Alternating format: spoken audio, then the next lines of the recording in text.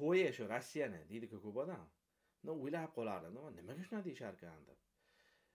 Shunaqa fikrga keldimki, shu qo'ya Rossiyani deydigan odamlar shu kelib necha yillardan burun keladi.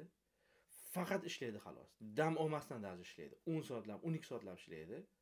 Yoki qachondir bir dam olib qoladigan bo'lsa, maza qilib shu kuni uxlab, keyin turib borib shu o'zimizdan kelganlar ochgan kafe, restoranlarga borib somsa shashlik yeb keladi, ana shuni dam deb o'ylaydi. Yo, menimcha shu har haftada hech bo'lmasa bir marta yasham kun dam qilib topadigan pullardan kamginasini o'zlaringga investitsiya qilib, shu yashab turgan shahringizdagi daryolari bormi, tarixiy joylari bormi, muzey, mavzoley yoki bir konniy klub, otda chopayotgan joylari, pitbag haydasa bo'ladi, kvadrotsikllarda, qish kelsa qishki mavsumda boradigan joylar bo'ladi. Shunaqa joylarga borib, har haftada bir martada o'zingizga 1000 rublmi, 500 rublmi, o'rtoqlar bilan chiqsa yana ham arzonroq tushadi ko'pchilik bo'lsa. Shuga borib dam olib yashasa, keyin shu gaplar yo'q-da, menimcha qo'y shu Rossiyani deydi-ku. Chunki shu Rossiyaga kelib polni ishlab, faqat registratsiya problemi, patentga pul to'lash kerak. Ko'cha chiqsa bilsa shunday nimadirlar bor-ku. Shundan keyin odam zadab qoladi-da.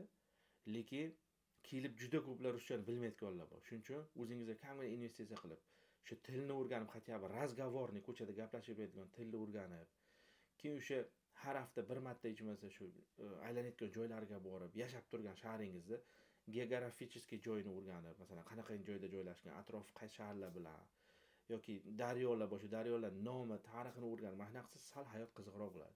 Lekin kelib o'zini tutib olib, juda zo'r yashayotganlar ham bor. Ularga Amerika ham kerak emas, boshqasi ham kerak emas. Ular mana shunday chotga yurganlar ham bor. Endi bu ko'pchilik qismimiz men bir gaplashib qolaman-da. Deydi, men bek ishlagan ekan deydi. Shuning uchun ishlayman, ketaman qish kelsa deydi. Faqat tursangiz, ish, charchaysiz kelasiz, uxlaysiz. Yana ish, bunda menimcha qancha topishingizdan qat'iy nazar borku, hayot zerikarli bo'ladi deb o'ylayman. Shuning uchun o'zlaringga investitsiya qilib, kamgina bo'lsa ham shu boya aytgandek tilni o'rganib, o'rtoqchilik qilib, shu yashab turgan joyingizda tarixlarni o'rgansanglar zo'r bo'ladi deb o'ylayman. Kim gapimga qo'shilsa yoki sizlarni yashash turmush tarzlari Rossiyada qanaqangi, shuni yozib o'tinglar kommentariyada, menga qiziq. Chunki men unaqa sezmayapman-da. Masalan, to'g'ri hamma joyda plus minus bor, lekin mana men oldin Samarada yashagan bo'lsam, Samaraning juda ko'p joylariga borganman. Shu yerda biriktalar bilan gaplashib qolganda so'rardim. O'sha azbaroy ko'p ishlaganda ko'p joylarga bormaganda odamlar o'sha yerdan o'tib ketadi yondan, lekin kirib ko'rmagan. Shuning uchun sizlar fikrlaring qanaqangi? Mana biz Ufada yashaymiz.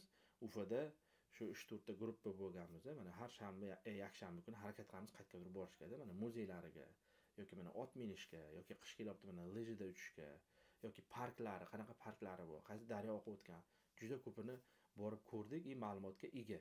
Endi bu kimgadir qiziq bo'lmashi mumkin, lekin odam qiziq bo'lmasa ham qanaqadir majbur qilish kerakdi, chunki biz shu boshqa davlatga kelgan, shu yashab turgan joyini, hatto tarixini yo bir anonsini o'rganib olish kerak.